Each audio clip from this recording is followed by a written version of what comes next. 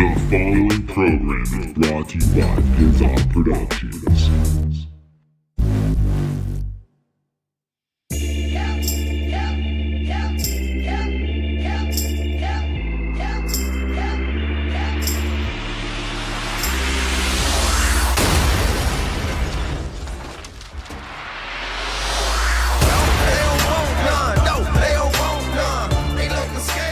Ladies and gentlemen, welcome back to an all-new episode of the Totally Necessary Wrestling Podcast. I am your host, Kevin Porter. Guys, we just watched 4 hours of professional wrestling. I don't know about the rest of you, but woo-wee, what a whirlwind those 4 hours were. My immediate reactions, coming off the Super Showdown 2018, live from Melbourne, Australia. You know, I was entertained for 4 hours, okay? I mean, I can't really ask for too much in regards to how I spent my Saturday afternoon watching this on demand. Definitely had its moments. Definitely, you know, I would want to say outside of a few things here and there, I agreed with all the booking. You know, I thought the booking was pretty well done here.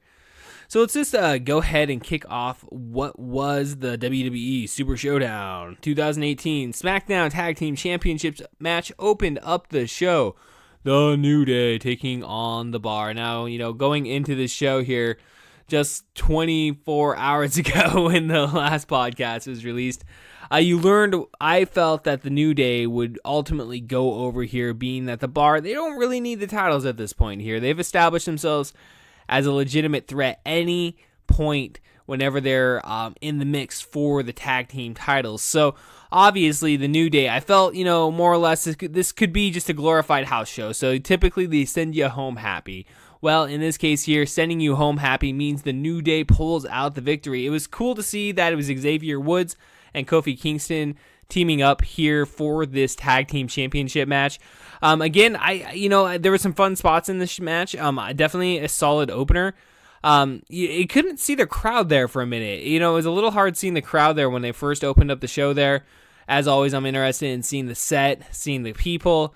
Seemed like maybe they had a glitch there. I don't know. I watched this whole entire show on my cell phone. So guys, I mean, you got to give me a little bit of slack there, just because the fact that I was on like a little 4-inch screen watching this entire show, but I wasn't very overwhelmed in terms of the set. I mean, it seems like it's you know, above it, you know how like when you go to a WWE house show and they have like that little mini Tron set. Anybody that's been to a house show will know that, and it's cool, dude. Like, it's like, oh shit, it's kind of like being at a Raw or SmackDown. Well, it kind of like that's what they do with this whatever these sets that they're using for these big stadium shows that are outside of WrestleMania. They're just kind of glorified, you know, house show WrestleMania sets. So, I mean, it still looks cool, though. I mean, you're still in front of 70,000 people or whatever bloated number. So, I mean, what's that mean? They got like 65,000, you know, so it's typically it's always a bloated number. I don't know how the fuck they get away with that. It doesn't make sense to me. It doesn't make sense that you could lie about a fucking number. But again, the New Day defeated The Bar in what was a very fun opener. The second match of the night, we saw SmackDown Women's Champion Charlotte Flair challenging Becky Lynch, coming in the champion, guys. Arguably the hottest rivalry in the WWE here today. Charlotte Flair challenging Becky Lynch here for the women's championships. Dude, yeah, the fans, you could definitely tell, were solidly behind Becky Lynch here. Dude, Becky Lynch brought the aggressiveness straight from the get-go, man. This was a fight. You could tell these two were definitely wanting a piece of one another, and they definitely gave it. They definitely gave it to each other, man. You know, we definitely saw a lot, just a really fun match here. We saw Charlotte Flair give out a moonsault that launched herself off and crashed right into the waiting knees of Becky Lynch. So, you know, dude, I mean, they definitely pulled out a lot of stops in regards to this match here. Basically, at the very end there, Flair, basically getting very fucking pissed off, attacked Lynch before she could follow up on her assault. Basically, Lynch blasted her at ringside and delivered what's the move? It's called the Bexploder on the floor of the arena. So a running knee smash. The head continued her onslaught. Basically, Lynch marched her way up the ramp with their ramp with her title flung over her shoulder. So this obviously was the aftermath of what happened after Flair had applied a Boston Crab. Lynch had fought out, but a second spear from Charlotte basically fucking had Becky Lynch on the ropes there. So basically Becky Lynch more or less kind of just in an act of desperation bashed fucking Charlotte with her fucking title belt and caused the disqualification. So definitely, I mean, I'm not necessarily totally against the ending of this match here. I guess it pretty much solidifies, yeah, Becky Lynch is supposed to be the heel, but I mean, they've been having her do some more dastardly things here over the month, with her whole attacking Charlotte out of the crowd and whatnot. And now here, oh no, she's I don't know. I don't know if I really like that. I mean, I understand that they're continuing the feud ultimately to Evolution later this month, and that's most likely going to be your blow-off match there. And again, not getting too far ahead there, but hopefully we see Becky Lynch ultimately getting a long reign out of this, but we'll have just to wait and see. Yeah, I mean, I would have liked to see Becky Lynch, be a fighting champion and just take the pinfall there and get the win. But again, we're just moving the storyline forward here, so we'll see what happens this coming Tuesday. In what was possibly a pretty feel-good moment of the night there, we saw Bobby Lashley and John Cena taking on Kevin Owens and Elias, guys. John Cena, man, whoa, that guy has dropped some muscle, guys. I mean, he is a lean machine-looking, hefty bag toting motherfucker right there, guys. I don't know. John Cena with a full head of hair. Kudos to him, man. The crowd seemed to be solidly behind John Cena. I mean, at first you kind of may have heard a little bit of the boo birds coming out, but ultimately John Cena was definitely welcomed back to the WWE universe. This was, this match was what it was. Basically, Owens and Elias got a bit of a head, a bit up on John Cena and Lashley, as they had Lashley basically just getting his ass kicked through the match there until he got the hot tag to John Cena. John Cena comes in, which is now titled the 6 Moves of Doom. Busting out that cool punch, I guess. I don't know. I didn't really necessarily think it was that great, but at the same time, I didn't necessarily think it was that bad. So it looked pretty cool, and it ultimately gave John Cena, Bobby Lashley the win. After the match, John Cena got on the mic, basically just it's just kind of weird after that whole him calling out The Rock thing, and he's basically going through the same thing that The Rock did in regards to he's transitioning, man. I mean, he's at a different part of his career. I mean, he's 40 years old, so what are you going to be doing those next 10 years, guys? Well, apparently for John Cena, he's been accepted into that Hollywood scene, and he's looking to make movies, which is funny as well, because then you got fucking Batista. Him and Batista have always kind of mirrored each other in regards to their careers and whatnot. But going back to when they're both debuting on 2002. It's always kind of been, that whole, I mean, that's kind of what their WrestleMania 26 WrestleMania feud was built around, was about, every step I take, they kind of mirrored each other. They both won the world championship at, WrestleMania 21. And now here they are, going into, the next decade here. I mean, both are budgeting Hollywood movie stars, like legit decent movie stars. I mean, it's crazy. It's pretty crazy, guys. So it's always good to see John Cena back on TV. Definitely nothing really bad to say about that match. It is what it is. Good to see John Cena back. We did see Asuka and Naomi taking on the Iconics, ladies and gentlemen. So, you had your Iconics being the hometown heroes here. So it's cool to see them come out 70,000 strong to take on Asuka and Naomi. Definitely during the entrance during Naomi, you couldn't see Asuka going down the aisle with her. It was all Naomi. That's all you could see there. So yeah, that was a somewhat of a lackluster entrance, I would say. I don't know how much of a success that really was. But yeah, taking on the Iconics. The match was subpar. Definitely wasn't, match of the night or anything of that nature. But ultimately, we saw the Iconics defeat Naomi and Asuka. But it was a serviceable match, man. It got us, from a pretty fun spot with John Cena and them to, ultimately where we were going next, which would be the WWE Championship match, AJ Styles versus Samoa Joe. Ladies and gentlemen, this package, I'd partaken at this point of the show here. It was my first partaking of cannabis for the day here. So I don't know, maybe it was the cannabis being just really really heavy on my head for this match here, but I felt a real strong connection to this match, man. Real strong connection to this. So the beginning, the whole storytelling of the opening package and whatnot, I thought, it was just like well done. Me and I got really sucked in right off that, dude. And then just seeing AJ Styles and Samoa Joe, facing off against each other again in 70,000, people in a stadium in Australia for the WWE Championship. It's just like, fuck, think back, 10 years ago, what they were doing in TNA and what everybody was doing there. And it's just like, damn, how far we have come since guys, how far we have come. So this was definitely an emotionally intense feud, man. I would go as far to say this is the feud of the year. Like, I know we still got a couple months left, but I would say this is my favorite feud, definitely of the year in regards to WWE. AJ Styles and Samoa Joe started fighting off in the aisle. That just from the get-go, dude, it was a fucking brawl, dude. We saw these two just fucking beating the shit out of each other, okay? And this match went for a very long time. I don't have the match results in terms of the time frame of how long they went. That's this is why we're somewhat of a live podcast. Like, oh, you don't have that? Well, guess what? We're just going to look that up, guys. So, yeah, I don't know. It was just a fun fucking match there. And then they did the whole spots with freaking Joe's leg going through the table. He's like, it popped for a second. I honestly did believe that maybe he really truly had popped his fucking knee, guys. But no, ultimately this was just AJ Styles, nope, it has to be a fucking winner. And he's just like, you know what, Samoa Joe, you fucked with my family. This is what you fucking get, you son of a bitch. And he just beat the shit out of him, dude.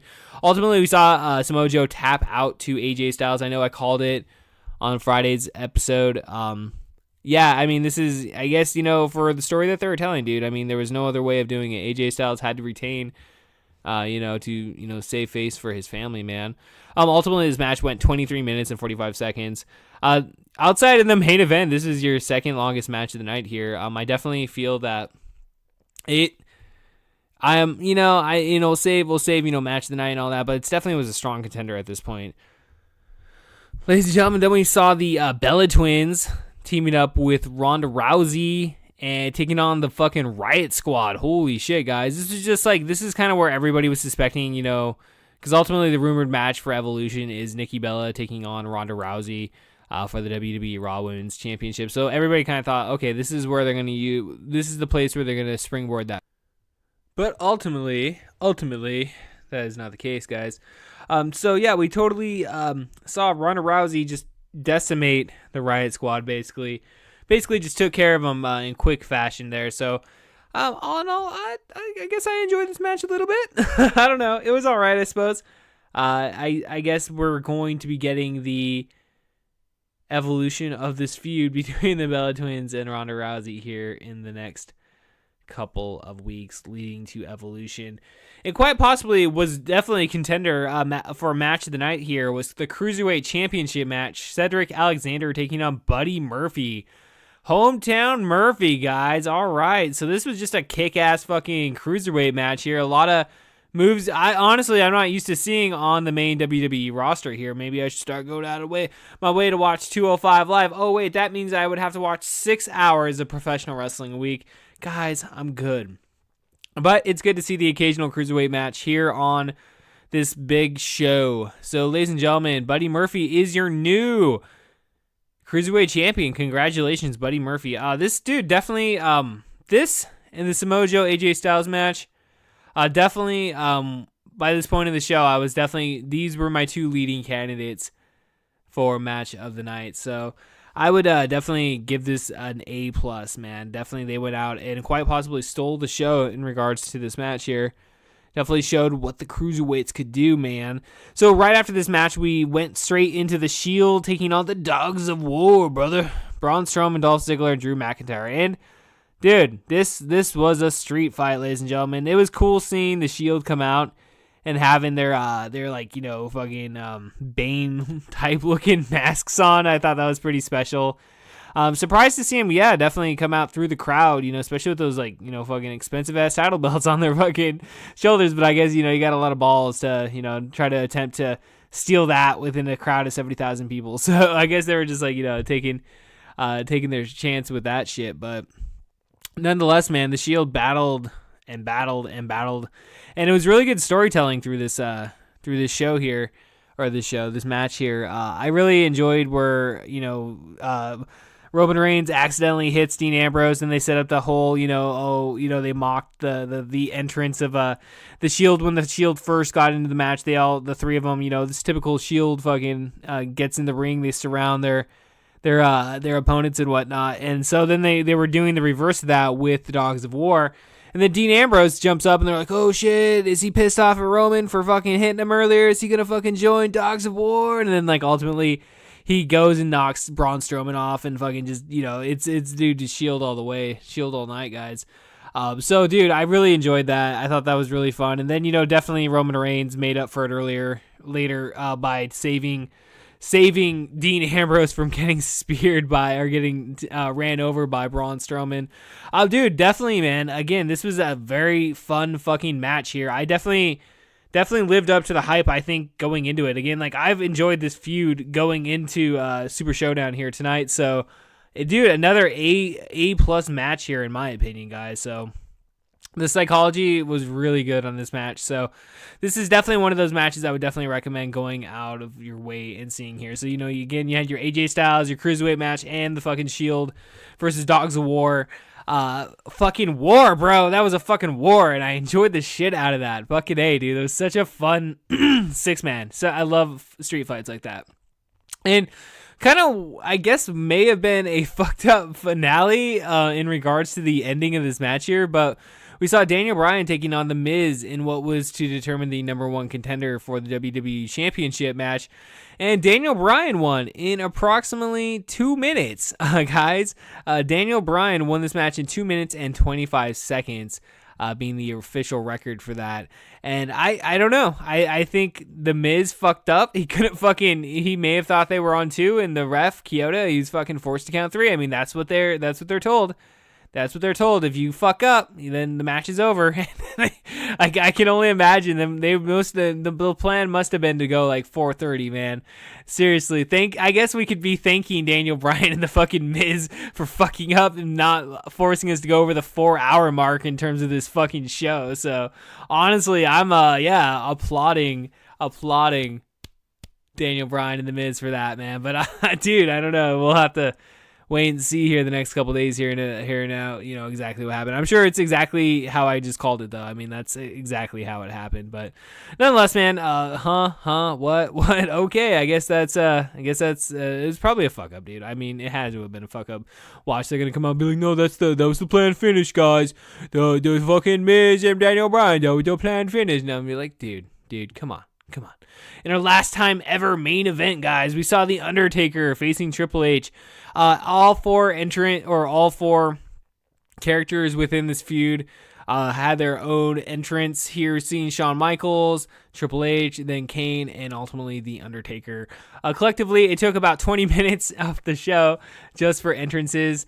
The build-up, the package, again, WWE does a fucking awesome job every single time when it comes to these hype videos, so definitely enjoyed the shit out of that. And dude, like, the introductions were insane. This Australian crowd was ready for this match here. So ultimately, Triple H, using his authority, was able to make this a no disqualification match here. So dude, this was just a fight, dude. And I think there's a lot of question going into this on whether or not The Undertaker could maintain a quality 20-minute match here.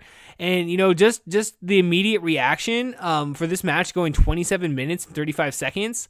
Dude, what a match, guys. Ultimately, I got to give it to them. I got to just for the sheer fact that they went 27 minutes, I got to give Triple H and The Undertaker the match of the night, dude. I mean, it kind of, my main, kind of going in this year, we saw a lot of, Shawn Michaels trying to help Triple H through this match here, obviously being a no disqualification. I guess, Kane, outside of the spots that he did pick there, I mean, at certain points, I was kind of like, where the fuck is Kane? Like, isn't Kane supposed to be there to, like, Like there's a couple times that the Undertaker got distracted by Shawn Michaels, ultimately giving Triple H the upper hand. And it's like, where the fuck are you, Kane? Isn't that what you're supposed to be like stopping? So I thought Kane's use within this was pretty underwhelming in terms, at least the beginning parts of the match there. It's pretty cool seeing Triple H drop a fucking elbow on Kane, here in 2018 through a table. I thought that was a pretty fun spot there. Definitely, I mean, not to say this was like the best technical match ever or anything, but just for the sheer atmosphere of the crowd. I thought the crowd was just, definitely added to it. 70,000 people in front of, this is again supposed to be a swan song apparently. In regards to the Attitude Era. I mean, I think that's kind of what they were trying to play up at the very end. But ultimately, Triple H, with a very helping hand of Shawn Michaels, was able to defeat The Undertaker. And finally, after 16 years of not defeating The Undertaker in singles action, he got the win here. And, at the very end, it was kind of like, okay, I guess they're not going to be doing a return tag match at Crown Jewel next month. And so, because they were doing like, oh, this will never happen again. Da, da, da, da, da. Again, the swan song for the fucking Attitude Era for the millionth fucking time at this point. And then ultimately The Undertaker and Kane fucking just beat the shit out of fucking, and ultimately we got our announcer table spot with Shawn Michaels getting chokeslammed through the fucking downstairs table, man. 2018, dude. I guess we're getting Shawn Michaels in a WWE ring, guys. I think it's all but confirmed that tag team match is going to be taking place at Crown Jewel. I guess I'm okay with seeing it can continue for another month, guys. I'm okay with that, So, dude, my immediate reaction again to this Super Show, dude, it was a pretty good show. Like, it definitely the 4 hours I felt went by quick. It was just a quick, nice, easy Saturday afternoon of watching professional wrestling. Again, your standout matches, AJ Styles, Samoa Joe, done to a T. Great fucking storytelling. Psychology is fucking, fucking so well done. So well done. Your Cruiserweight title match, I think, definitely technically speaking, stole the fucking show. In terms of that, I think they had the best actual wrestling match of the show. But the psychology of the Samoa Joe, AJ Styles, and even Undertaker fucking, Triple H match, I thought was really done really well. And those are definitely my standouts. Seeing John Cena back in a WWE ring, I thought again that was fun. Your Iconics, all your Australian, it's a clean sweep for all the Australian acts on the show with the Iconics and Buddy Murphy all winning. Typically WWE doesn't have those feel good moments when it comes to those hometown wrestlers, but luckily enough we saw that here tonight. Charlotte Flair and Becky Lynch, pretty disappointing in regards to the disqualification finish, but again, I understand that they're taking this to Evolution, so ultimately, hopefully, Charlotte Flair does not win back the SmackDown Women's Championship. That would be very fucking disappointing, and again, that match only went 10 minutes, but again, we're prolonging it to Evolution, so it is what it is. Your tag team title match, New Day and Cesaro and Sheamus, again, it is what it is. Hopefully, we see something good in regards to a returning act to take on the New Day for the next tag team championship program there. Maybe Uso. No, I guess we've seen the Usos a lot. But again, maybe Sanity, dude. I know I mentioned it a couple weeks ago. Maybe fucking Sanity would be a good fit for them. Guys, yeah, your Shield, Braun Strowman, Dolph Ziggler, Drew McIntyre. I think that was probably dude, that and that Samoa Joe fucking AJ Styles match. Those 4 matches, man, were fucking great. And again, we're thanking Daniel Bryan and The Miz for fucking up tonight, so we didn't have to fucking go 4.5 hours. We got a solid 4 hours pay-per-view, guys. So, ladies and gentlemen, yeah, man, that's the fucking review for the Super Showdown, guys. We'll be back later this week with all new episodes of the Dragon Ball Z Happy Fun Time Hour, Jameson and Jessica. We're definitely going to be back with the all new the podcast that no one listens to, our flagship show, guys. This week we're going to have Eric Smested on the fucking show, so definitely be looking forward to that, dude. It was a fun conversation. We recorded it here just a couple days ago, and guys, it's definitely a must listen. Definitely we'll be back on Friday. Well, Friday, yeah. I guess, just addressing that, just to anybody that may have noticed this week, I did drop the podcast that no one listens to and the Totally Necessary Wrestling podcast on a Wednesday evening and a Thursday evening. I'm just doing that to allow anybody out there that may be getting this show on the other side of the world, maybe, it's helping them out. Maybe they're like, oh shit, now it's not coming out in the middle of the night for me. It's coming out Maybe midday for them. I don't know. I'd have to go and check the time frame between where I am and where you are. But hey, maybe we can figure that out someday. So hey, and plus that, dude, guess what? Guess that means I get to sleep in an extra 5 minutes. So I have my mornings are pretty planned out to a fucking T for the most part. Getting up, taking a shower. I know exactly how long it takes me to get in and out in the morning, so I time my time pretty well. So now instead of having to wake up, and immediately after taking a shower in the morning, fucking boom, uploading, I just uploaded the night before. So give you guys a little bit of a, more of a chance to check it out. So I don't know. So yeah, definitely be expecting, the drop the night before. But yeah, official days are still Wednesday, Thursday, Friday, when you'll definitely see any sort of promotion on social media for the episodes of the week, guys. So yeah, dude, totally give us those 5-star ratings on iTunes. I know it's like Kevin Porter, you're going fucking heavy on the plugs, guys. We just need your help. You need to help us share this shit. More people need to listen to this shit. So everybody's like, oh, skip, motherfuckers. Hey, Kevin Porter here. So I don't know, guys. I guess yeah, we will see you later this week. And until then, have a good night.